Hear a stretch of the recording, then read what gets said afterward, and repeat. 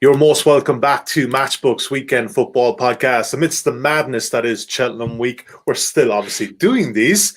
Only 4 Premier League fixtures this weekend, but plenty in Europe and plenty in the EFL to keep us concentrated. I'm joined as ever on the top of the screen if you're watching us now live on Facebook, YouTube and Twitter this fine Thursday morning, Mr. Adrian Clarke, ex-professional footballer. Good morning, Adrian. You're looking well, my friend.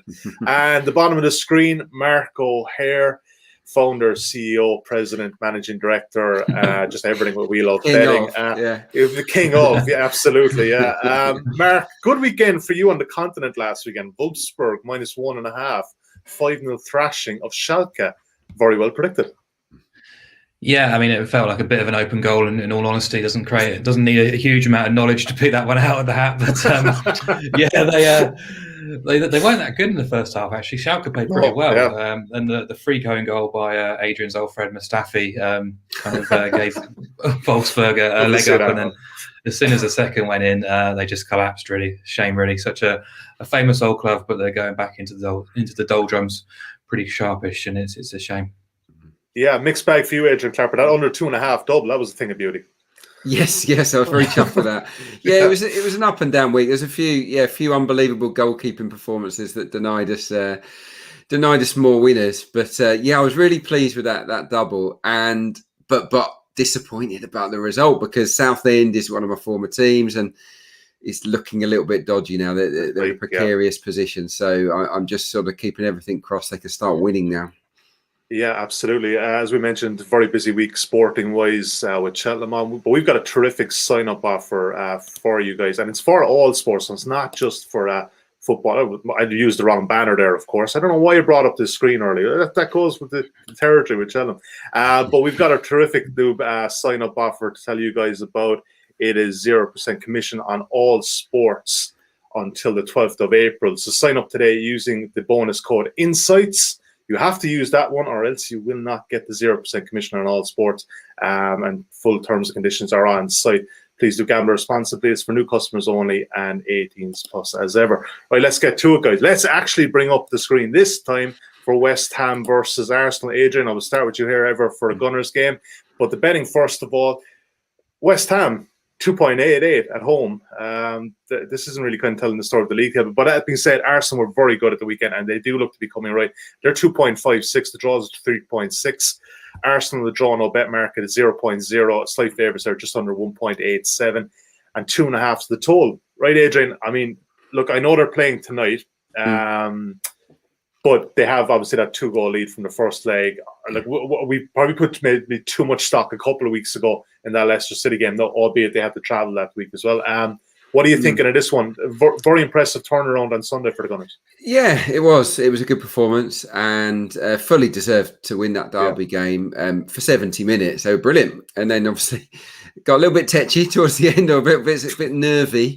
And also tired, I think, after that sort of long trip to Athens. I think there was a mixture of things that culminated in a very sort of unconvincing last 15 or 20 minutes. But in general, for those people that haven't seen Arsenal over 90 minutes regularly lately, they've improved a lot. They're playing pretty well. And they've got good squad depth. You know, there's real competition for places at the moment. There's no major injury issues. I think Saka came off in that game, but I believe he's on the mend and has got a chance for the weekend for sure, maybe even for tonight's game. But no, Arsenal are playing well, and I am not put off by the fact that they're in action on Thursday, particularly, even though it's a clear advantage for West Ham to have that week's rest. No, I think Arsenal will go into this game with a good record, by the way, away to West Ham. West Ham have not got a good record at home to Arsenal.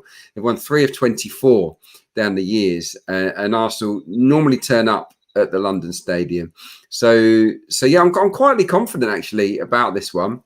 West Ham obviously have a very good home record of late. I think they've won 5 of 6. Lingard will no doubt come back into the team, which lifts them.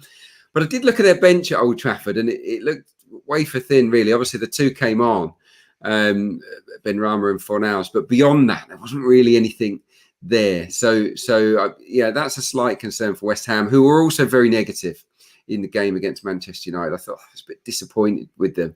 Thought they should have attacked that game. a bit more.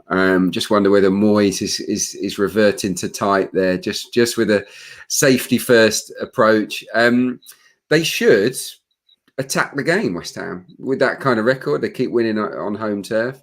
So with that in mind, I think it'll be a half decent game. It normally is actually, West Ham at home to Arsenal. So yeah, which way am I going to go with my pick? I think I'm going to go with the same pick that I had last week, which was Arsenal draw no bet. Looking at the history books and also looking at Arsenal's recent record, what they did at Leicester, went to Olympiacos and got a win.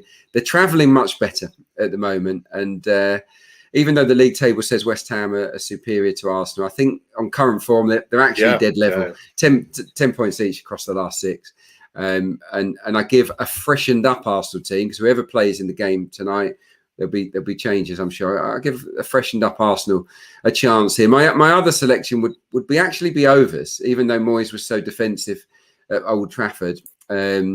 Arsenal have been involved in better games of late, and they're playing with real confidence going forward. The sort of 5 lanes of attack are working great, a lot of fluency, so much more than in the autumn. I think it could be a decent game. So over 2.5, you can get 1.961. Arsenal draw no bet 1.87, just shy of. So yeah, they're my 2 selections. But Arsenal draw no bet is probably my strongest. Yeah, you guys did a good job last week in the All-Around the Derby with BTTS. That was a comfortable winner, obviously, before half-time, that Martin Odegaard goal. Mark, what are you thinking here? Any agreement here with Adrian? He likes, obviously, Arsenal draw no bet and the overs. So you like West Ham and the unders, yeah? You could make an argument for it based on some of Arsenal's away performances earlier on this season.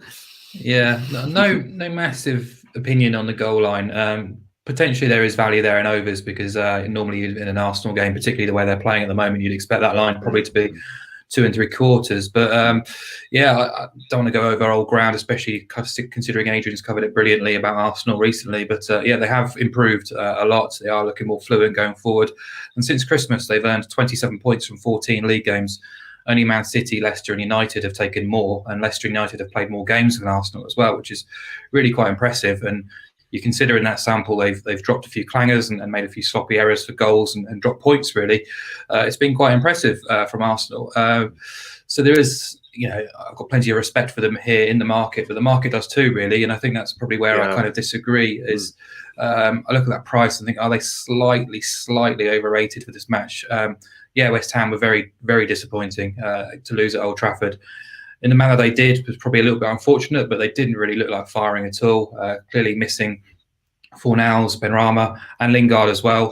So an element of creativity wasn't there, which probably normally is so, but I didn't think they made the most of set pieces either. So a bit of a rare tame showing from them. I do expect them to be a lot better this time around. It was only their 6th defeat in 26 Premier League games since September, and those defeats were Liverpool, United, Chelsea and City.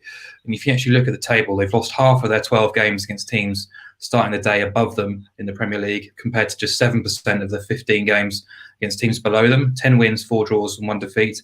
And Arsenal might be in a slightly false position. They are probably a better team than the league position suggests. But chuck in those commitments on Thursday night and expecting an improvement from West Ham, plus the rest and preparation advantage as well. Lingard and Fornals back in the team as well. The market's never been overly keen on West Ham this season. Whereas I looked at season-long data and they are ahead of Arsenal in terms of non-penalty expected goals ratings. If you look at the shorter-term form tables, they're pretty much neck and neck as well. So I kind of went into this game wanting to find something Arsenal-based, but I just thought West Ham plus a quarter, 178, 176-ish, was probably where I'd head here, just knowing that we're making money if the game does end in a draw. The only way to not make money is really the Arsenal away win. But I wouldn't say it's a strong view.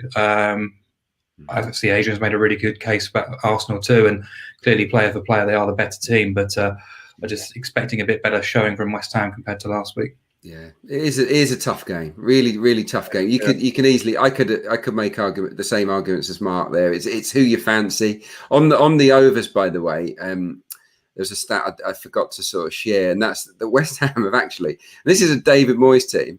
They've been involved in more games over 2.5 goals than anyone else this season. 61% of their games have gone over 2.5. This is home or away, which is top of that particular table. So you've never really associated a Moyes team with sort of free scoring matches, but that's how it's been for a lot of this campaign.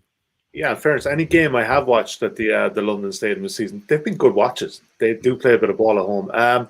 So just in terms of picking a side here, West Ham, so you guys have gone against each other. I've counted it up 3 times this season, and Mark is a 2-1 lead. So it's a good opportunity. Yeah, it's a good opportunity for you to level back here with your beloved Gunners here. But Mark, I think I may be able to tip you over the edge into over 2.5, because I would suggest too that either that line, like you alluded to, will either go off at 2.75, or the 2.5 price now at 1.96 will probably go off at closer to 1.8. That's just my kind of feel with these goal markets, especially on Sundays, that it might go one way. So could I get you there at 1.96 over 2.5, Mark?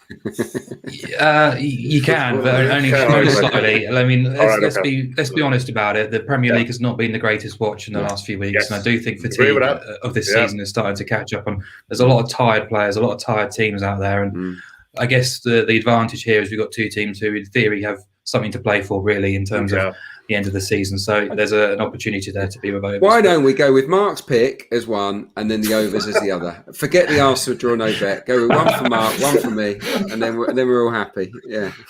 I'm not going. No, I'm actually not, because you know what, Mark made a good point, and it's all about gambling responsibly. So this is just one of these ones that, look, you can take the guy's opinions and you can kind of do anything yourself, because I don't think we should rush into it. It is still a long season. We've got the Euros coming up. We've got to mind our bankroll, guys. Mind our bankroll. All right, let's move on. I think this weekend. There you go. Exactly. Let's move on. It is potentially a good game, though, but I do take your point, Mark, about the long season. We are getting to that stage too, guys, and I think you guys touched on it last week. Which teams are going to be on the beach soon in their heads when they're at the mid-table? And that's a dangerous time of the season, let me tell you, from a betting perspective. The late game on Sunday night, Villa and Tottenham. I'll come to you there first, Mark, but let's look at the prices. Villa here at 3.25, Tottenham at 2.39. Oh, that's short enough, isn't it? The draw at 3.48. Villa getting a quarter of a goal starting the Asian handicap at just under 1.89. And the total, again, is 2.5, slightly more shade towards the over in this one.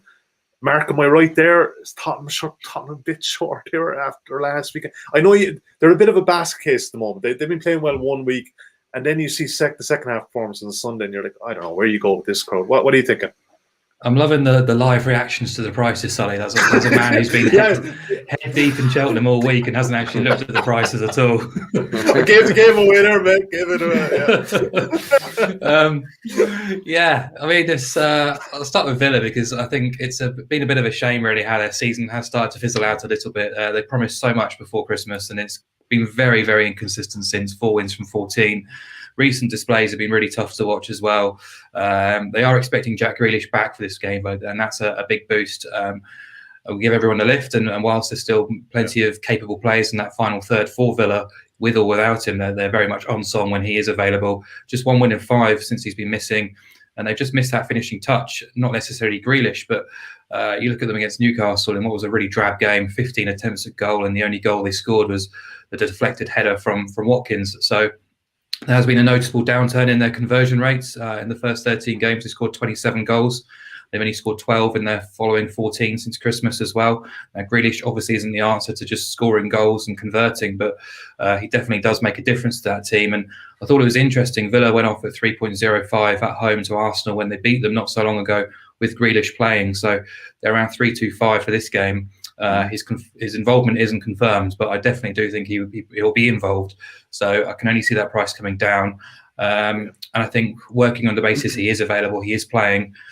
Dean Smith said pretty much last week he should be available this time around. I do like Villa with the quarter goal start. Spurs coming off Europa League duty in Croatia, so they've got the travel as well as the match. Pretty tepid last weekend in the North London derby as well, kind of reverting to type in that pragmatic style, whereas Mourinho picked a team which looked like they were going to play on the front foot and quite offensively. I kind of did a bit more digging on Spurs and the kind of revival or the resurgence, if you like, and the change in style. Their only wins in that time actually have come against Burnley, Palace and Fulham. as well as what you could probably say is quite favourable Europa League opposition too. So if we're being brutal, since December, they've only beaten Leeds in the Premier League of any note, really. And that was in January. So they're 11th in the table. 76% of Spurs' points have come against teams below them in the table. And away from home, they've managed 1 win, 3 draws and 4 defeats when you exclude the bottom 7, who are kind of the breakaway bottom 7. So, yeah, I do think they're slightly overrated in this game. I've got Villa above Spurs in terms of season-long XG ratings, excluding penalties. As well, if you look at the recent form tables as well, they're pretty much neck and neck. So apart from the star quality that Spurs obviously have in their ranks, I kind of give Villa the edge here again, just in a tight game, plus a quarter goal, 188. I think that's fine. Yeah, Adrian, what are you thinking of this one? Mark made a good case there. Jack Grealish is so big for Villa, isn't he? Yeah, he's huge for them. He might be on the bench, but just presence in the match day squad is important. They're struggling for goals. That's the big negative, isn't it? I think they had 27 goals in their first 13 games, and they've had 12 in the next 14. So it's basically halved, worse than half. So that's been an issue for them. So I think it might be a low-scoring game. We know that Villa can defend. Been involved in a few really dull games of late, actually, Aston Villa. So even though I absolutely will jump on board with Mark's pick, because that's where I was going. Last time I looked, the line was actually under 2.75, at just over 1.8. I think that maybe that's been trimmed in a little bit, but I think under 2.5 or under 2 3/4 is a play. But yeah, Spurs bad away record against anyone decent. Villa don't give a lot away. Son obviously is a big doubt. I mean, the way that he limped off with it looked like a pull, didn't it, in the North London derby? That's a problem for them. And yeah, it was just a really flat performance for 70 minutes. They had one shot. And that was the goal, which was amazing, wasn't it, from Eric Lamela? What a goal that was, by the way. And then Arsenal was 13-1 up in shots up until 70 minutes when they suddenly got all nervous and knackered. So it was a really sort of inept, passionless performance from Spurs for much of that. I think this will be a bit of a dog of a game. I've got to be honest. I don't think it's going to be that exciting. Two teams struggling a little bit for form.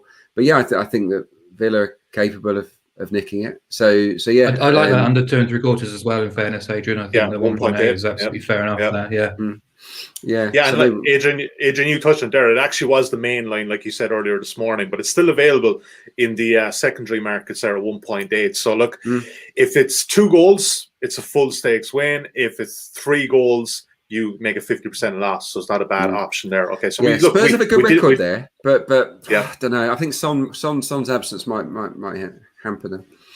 Yeah, look, we didn't have a bet for the first game, so let's have 2 here. So yeah, Villa plus a quarter of a goal and under 2.75. Dog of a game. I think obviously you'd want Grealish playing, and the last thing I read, Adrian might know more about it here, but the last thing I read is that he was pretty much ready to play again, but he'd been ill, so that's why he missed out last weekend. So if he was almost ready to play last week, then hopefully he should be ready to potentially start. And obviously you want him starting and being involved and being ready to play to sort of really put your weight behind the plus a quarter. So it might be one just to wait and see which way the market's heading, because it will know before we do whether he's playing or not. And I've got to say, a freshened up Jack Grealish would be exciting, because I think he's played so much football, so much mental responsibility on Jack Grealish's shoulders all season. I think having that little breather might do him good, and I would expect a strong finish to the campaign from him, especially obviously with the Euros to come. He'll be very eager to impress. And I don't know what it is about those late games on Sunday night. They all seem to be going under as well. The very late ones. It's obviously a new fixture this season that we haven't had before. I don't know. This is almost like it was the end of the weekend. I think a lot of people don't realize. Probably as fatigued as we are by the time we get around to Sunday night. Honestly, though, when I used to play, like when it was a late game on a weekend, it would drag. It would drag. Obviously, your whole weekend is building up to it. Yeah, your whole weekend is building up to that. Like, it's and you can get lethargic, sitting around all day, waiting for the game. So yeah, maybe that's something to do. I don't know. Yeah, maybe so. There'll be some study done on that at some stage. Mark, I'll put you on the case for that. Fulham Leeds is next up. This is a Friday night game. So this is kind of a different dynamic. You get it out of the way early. Fulham at 2.63, they're favourites here. Craven Cottage at 2.84, you can back Leeds. draws available at 3.5. The draw no bet mark is 0.0 on the matchbook side. You can back Fulham at 1.87, Leeds at 2.05, and the under is shaded at 2.5 towards the under 1.88. Adrian, what do you think of this one? I mean, like, there was no shame to Fulham losing to the City like that, but I mean, we probably have to throw that one out and let's look back at the last couple of weeks. But then on the flip side of it, that was a pretty decent Leeds performance against Chelsea. We saw how good Chelsea were last night. So is there kind of a resurgence, a bit of a counter resurgence here at Bielsa? It was. They were much better than I anticipated against Chelsea. I think we both tipped up Chelsea really strongly. So that was one of our losses, and I didn't see it coming. And with Bamford going off as well, injured, you thought, well, Chelsea are bound to win, but they just couldn't finish. This is a tough game because Leeds' away form isn't good. They've lost the last 3, but they've been unbelievably good against the bottom teams, home and away this season, Leeds. They've won 7 of 8. Now, how much stock do you put into that? Because Fulham have been so difficult to beat. We know that. I did a piece analysing Fulham. I don't think it's out yet for the Premier League, and talking about their home record, it's kind of passed me by until now. 8 goals at home all season. I mean, Man U scored more than that in one game. It's just crazy. 8 goals. They've failed to score in 9 of 15 home games. So for them to start as favourites is a bold kind of call here, because they're used to not scoring. Now the problem for me is the balance between attack and defence. Scott Parker, for me, is a really smart defensive coach. Really smart, but he's cautious. And he's made Fulham hard to play against, but they've sacrificed flair. A little bit like Arsenal earlier on in the season. They've sacrificed that freedom going forward. And he's not settled on the forward line, chopping and changing, game in, game out. I wonder here, is it time to sort of bring back Mitrovic? We know that Leeds struggle in the air massively. They're awful. They're not big enough, and I think as well. Sorry, Cooper's missing as well. Yeah, exactly. I think if Mitrovic starts, and I think it'd be a fool not to start Mitrovic. Obviously, play Lookman, and then it's take your pick for the other guys. Maggio or Cavallero. Then I do give Fulham a chance here, but yeah, it's a hard one to call. I quite like Fulham to win, but I also think it's likely to be a quite a low-scoring game, even though this was 4-3 actually at Ellen Road earlier on this season. I think, given Fulham's home form and home style, I think if they're going to win, it's 1-0 or 2. And I think to Adrian, you kind of asked yourself that question when you were saying, look, that they're favourites here, and you kind of feel that they win, but are they value? And see, there's a different way of looking at this, and Mark O'Hare is a good guy for this. Yeah, well, let's bring in Mark here. Yeah, absolutely. If the price is right, the price is right, but sometimes, Mark, it isn't. Yeah, not overly keen on backing Fulham, to be honest. No. My angle here is to oppose goals, as Adrian sort of mentioned as well. But obviously, they got themselves back in the fight for survival. And I think just mentally being so close now to survival, I wonder if that adds an extra pressure to Fulham's performance as well. But the fact is that they're not losing games often, 5 defeats in 18. Those defeats against Chelsea, United, Leicester, Spurs and City. He's had opportunity now to integrate the summer signings. I think 8 of their starting 11 recently have been summer signings, and he's overhauled that defence, and performances have obviously improved. They've been drawing far too many games for me and not scoring enough goals, as Adrian laboured the point about there. So for me, not really at that price. I think because the bottom 6 this season has been so garbage, they've had an opportunity to sort of claw their way back into an opportunity to survive. Whereas, any other season, they probably would be gone home and hosed already. But I do like that defence, and Adebayo and Joachim Andersen defending in the back 4. They've been really, really improved. I think before City, they'd given away 1.04 XG on average in their 7 games since moving to a back 4. Areola's a safe pair of hands as well behind that defence too. The issue, as he says, is just chance creation, and I think there's so much pressure on Ademola Lookman to do something fantastic, which he's well capable of doing, but to do it consistently and have players to actually take the opportunities when they do come, I just don't think Fulham are consistent enough to do so. Whereas there's not too much to say about Leeds, really. We know what they're going to do. We know how they're going to play, but they've only won twice in 8 now. Not scoring goals either, failed to score in 3 or 4. Obviously brilliant against the bottom 7, but you want Bamford playing, and you think I'd probably want Cooper playing as well to really hang my hat on them. I did think Leeds plus a quarter was possibly an angle, but they're kind of in that area now where they've not got a huge amount to play for. They're not really going to get dragged into relegation trouble. So, I think Fulham have only conceded multiple goals in 4 of those 18 games since December, which is really, really impressive. Only 3 of those games went over 2.5 goals. 9 of them produced a maximum of just 1 goal. So I think under 2.5 goals at 1.88 is the way to go, really. I know that Leeds are and Leeds have the potential to play out another 4-3, but it's hard to sort of dismiss Fulham's improvements defensively.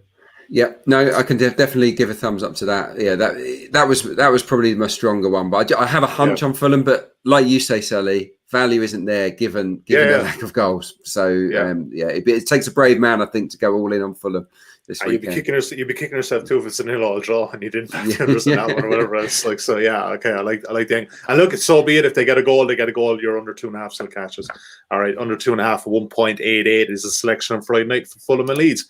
Now, we decided to do a championship game this week. Obviously, there's only 4 Premier League fixtures, so we said we'd put the Saturday night game, the All Welsh Derby, in there. And I'll be honest, guys, I was very excited when you did say this, because I was certain affinity with both places. I went to university in Wales, so I've been to games. You can't have an affinity with both. You're either be a Jack or you got to be Cardiff. Come on. Here's the thing, right? So I lived in Cardiff. But I actually had way better nights out in Swansea, and I prefer going to rugby games down there too. The Liberty's a nicer stadium, it's a nicer setup.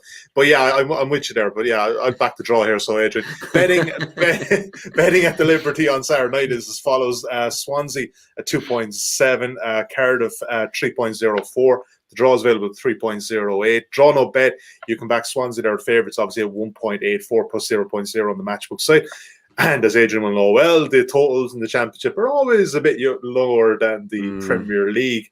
Marco here, Cardiff, it's probably win or bust at this stage, really, to kind of force their way back into the playoff spots. But Swansea City, they could kind of look at it too. They're looking for automatic promotion, or maybe trying to claw their way back in there as well. What are you thinking with this one? The market's about right, or is there a way in from a betting perspective? I think there's a way in. Massive match this. I mean, all South Wales derbies are, but with both teams gunning for promotion or have those ambitions, and both have stuttered a little bit of late, and both come into it on the back of, you could probably say, poor performances in midweek as well. Swansea manager Steve Cooper saying they got what they deserved in a 3-0 defeat at Bournemouth. It was quite out of character in terms of how they defended in that game and gave the goals away, but they've lacked a threat in the final third recently. They've just looked fatigued. He doesn't rotate a huge amount, and I think they've looked really tired, particularly going forward in terms of chance creation. Got out of jail a few times recently with penalties. And this is their 10th game in 31 days, so it's probably no surprise to see them wilting a little bit. But I think Cooper's propensity to keep the same 11 or near enough has probably cost him a little bit recently.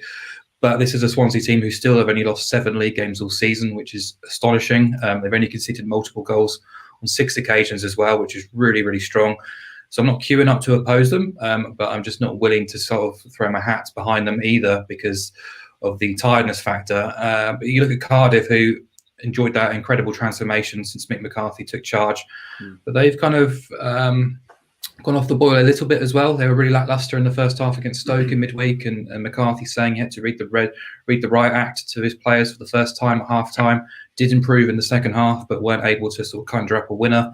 They've only won once in the last 5 now as well, so their playoff challenge has stalled a little bit. So, yeah, not expecting an end-to-end thriller at all. The Championship, as you say, has been quite underwhelming in terms of goal returns, and I think considering the high stakes of the derby, the recent form, recent performances, the state of play, opposing goals is the obvious angle here, but the goal line is already at 2, so you've got to be savvy to kind of find a way in here.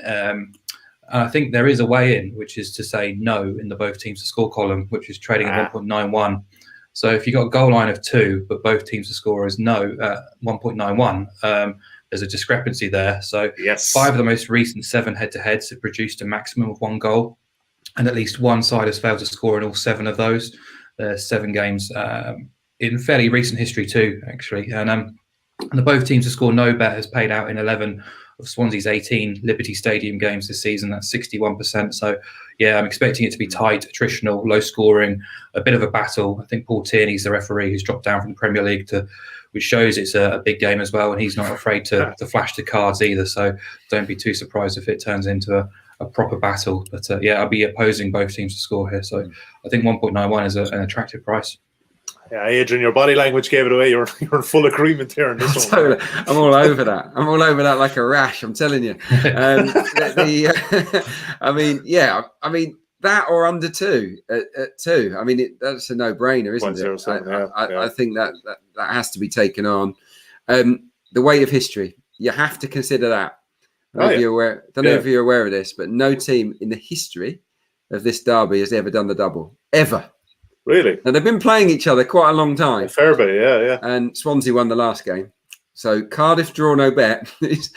I'm just saying, if you believe in 100 years worth of history or more, then 2.08 on the draw no bet is one that I'm going to have a little tickle on, let me tell you. And also because of form. Mark outlined it really well, but Swansea are not playing well. Jamal Lowe, no goals in 14. Andre Ayew really is carrying the team. They've just hit a flat spot, and that defence as well, the back three that was so good, they've had injury problems, they've had to chop and change, and they're up against Kiefer Moore. For me, is pound for pound one of the best centre forwards in the division. He's been excellent this season. Got Harry Wilson behind, Josh Murphy probably play up top alongside him. Even though they've had a little bit of a dip themselves, Cardiff, a Mick McCarthy rocket might just be enough to get them going again. So look, I agree. I think that both teams to score no is a great bet, but I would also recommend Cardiff on the 0.0 at the right side of evens. You've only got 100 years of history behind you. If you get like 150-year sample size, it might have gone with you. I know. Yeah, I know it's not strong. It's a great start. It's already strong. Yeah, it's a good start. Yeah, I think America would even get on board with that one. I do know where you're coming from. I think for this one though, rather than putting in the 2 selection, I think Mark's angle. And it's a good price to 1.91 BTTS. No, not that I'm overruling you in any way, Mr. Adrian Clarke, because you're the EFL expert. Right. I'm gonna do my own little bets. Don't worry about that. It's nil all draw should be. I would reckon if we got 7-1 and nil all draw, we'd be doing very well. I would suggest. Yeah, but the last time I think it went to it was 2-0 to Swansea. It was actually a better game than sort of anticipated the last one. But yeah, look, it's with the stakes so high, you can't see a thriller. Yeah, absolutely. Should be a good one on Saturday evening anyway. And look, there's no other Premier League game at the time. It's on Sky Sports. Might be one checking out. Let's do a quick recap of what we've landed on, so gentlemen, just before we get into the latter stages with EFL in Europe. The bets so far we have Villa plus a quarter of a goal at 1.89. We also have under 2.75 in that game at 1.8. Fulham Leeds, Friday night game, Craven Cottage, under 2.5, 1.88. And as we just discussed, Swansea Cardiff BTTS, no at 1.91. As I mentioned at the top, and I will get this right this time, there is a pretty good sign-up offer at Matchbook if you do want to get involved with these prices. 0% commission on all sports up until the 12th of April. So that covers you the end of Cheltenham, this weekend, Champions League, whatever else coming up in the immediate horizon. Use bonus code INSIGHTS to avail of this offer. Otherwise, you'll just be placed on 2% net win like normal. All right, gentlemen. Adrian Clarke, EFL. What are we thinking, mate? What are you looking at this weekend? I've got a couple of different ones for insights. Insights column, which we'll do later, including another cheeky double. I've got the bug now for a League Two unders double. But there you go. I'm looking at. Let's go to League One first. Gillingham host Doncaster. Now, Donny away games feature a lot of goals. 67% of their games on the road have gone over 2.5 goals. Gillingham are at home. 4 of their last 5 games have gone over as well. They started scoring goals, Gillingham. But Dane Oliver is on fire. He's sort of a big brute of a centre forward, but just can't stop scoring. They're so dangerous on sort of set plays and restarts. They're old school, Gillingham under Steve Evans, but they're a handful. And I'm thinking about Doncaster with their recent form. they have let in loads of goals from crosses and headers, and they've been a bit fragile in that department. But they've got good forwards themselves. So for me, Gillingham probably favourites at 2.3. That's a good price, but that's not my pick. It's over 2.5, 1.854 the last time I looked at Gillingham. Over 2.5 against Doncaster. Yeah, so, I'd suggest just with that, Adrian, there is a small bit of margin in that market. Obviously, it's the League One market. It's Thursday morning. So I would suggest you're probably going to get 1.9, no problem with that as well. Yeah, happy days. Yeah, so no, I would expect goals in that one. And the other one is Bristol City against Rotherham. Now, this is really interesting. Partly it was the price, and partly it's just sort of a news angle, really. Rotherham, I don't know if you're aware, they've not had games for a while, and they've had. I read that half of the playing squad and staff have had COVID in the last 3 or 4 weeks. They've had a break. They came back last weekend because they had enough players available, basically no training, and they got battered by Watford. Now, from what we know of COVID, it can affect players in different ways. It can tire you out. And with a lack of training over the last few weeks, it's going to take a while, I think, for Rotherham to get back up to speed. Now, they travelled to a Bristol City team that have lost their last 5 home games, which is unbelievable, really, because you think of Pearson coming in, Upton, but at home, they've had a rotten run. But that can't last forever because Bristol City don't have a bad squad at all. They have, good 4 players, Jeju, Naki Wells. They're not a poor side. Bristol City, an expensively assembled team as well. So I just think this is the chance for Bristol City to just bounce back from their rotten run at home against a Rotherham team that are patched up. And you can get 2.4 on a home win here for Bristol City. So yeah, it's a COVID sort of related tip, but I think, which is sign of the times. But I just think it'd be silly to ignore that here. Yeah, no, it's an interesting point because I kind of wonder about that. Because like you said, it can affect people in different ways. Some people would be like you and I having a cold. Other people, it is far more long term. 2.45, by the way, you come back. Well, that's it. I mean, with limited training, obviously they well, that's the angle too. Yeah, they're going to be a bit rusty as well. Okay, so, I just think it'd be like a sort of mini pre-season of sorts, and I feel that it's the perfect time for Bristol City under Pearson, who's he wouldn't take kindly to disappointing results. I know that he would fire them up. So yeah, I think he will see this as a must win, and I think they'll win. All right, yeah. Bristol City at 2.45. Marco, here, your last 2 weeks, you went to Bundesliga for your best bet. I forgot to give you props for that Swiss one last weekend. Yes, Basel and Lucerne over 2.5. Yeah, that was a comfortable winner as well. It was 4 goals in the end. Yeah, but what are you thinking this weekend? Where are we going? On nicely beat the closing price and closing line as well. But, oh really? What did it go off at?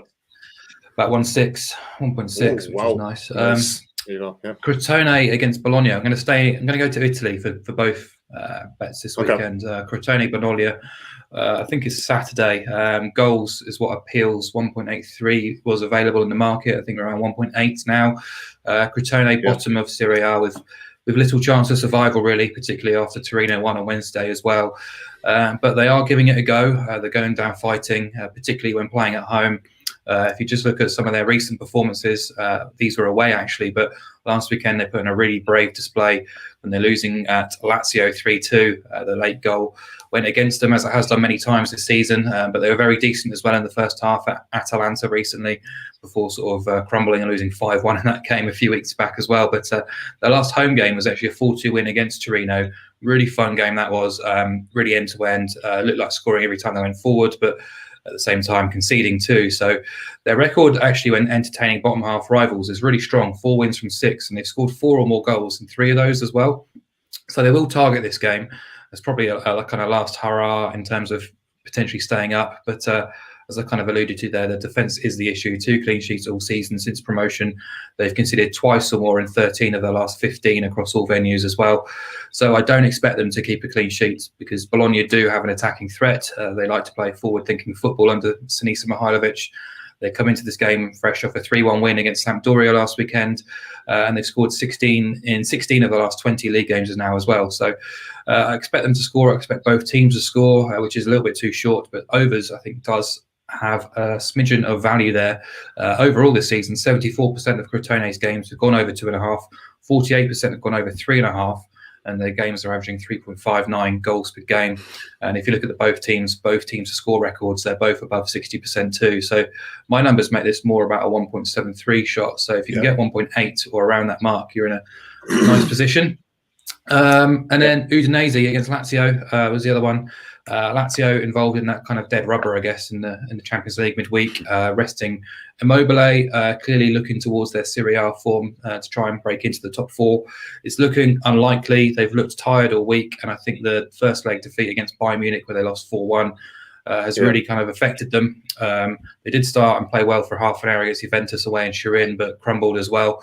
It's now 3 defeats in 5 league games for them. I mentioned that win against Crotone last weekend in Rome, where they were quite unconvincing in fairness, but still managed to score 3 goals and win the game. But they're back on the road, and their record against teams outside the bottom 4 is 2 wins, 2 draws, and 5 defeats. And those 5 defeats came in 6 games against teams in 12th and above as well. So I think they are vulnerable this weekend, and they're playing an Udinese team who are basically the most improved unit, I think, in Italian football this season. They started the autumn as no-hopers, relegation candidates, 5 defeats in 6. They've since only lost 5 games in 21, and they're comfortably in mid-table. So I think we are getting close to the end of the season where on the beach could be attributed to a team like Udinese, but I don't think it's going to be that way this weekend. So I don't think this is a gimme at all for Lazio. I'm happy to oppose them at the prices.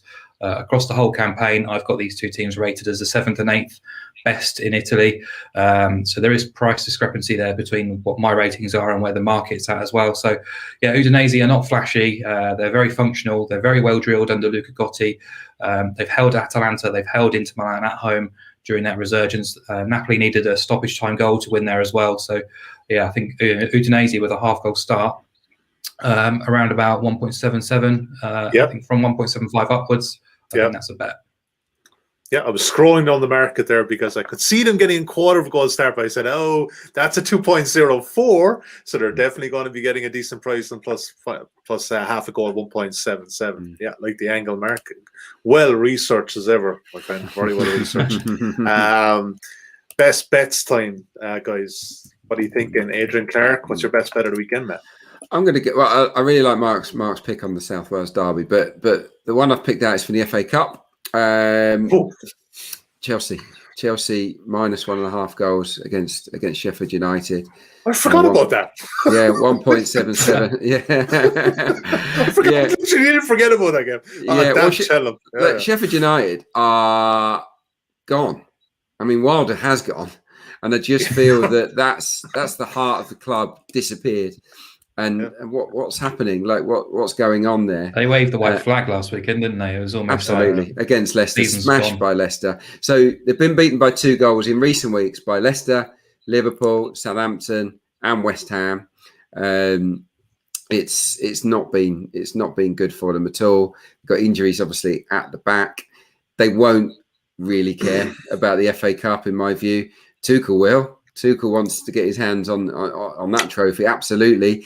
And look at the players who didn't start against Atletico. Yeah, I mean, there's a whole bunch of them that are great players that can come back in that are fresh. Because the competition for places is so intense at the moment, because there's still that sort of new manager thing going on where you're desperate to impress him. I expect Chelsea to push and push and push for a handsome win, and I think they win by at least 2 goals against a Sheffield United team that have just caved. So that's my best bet.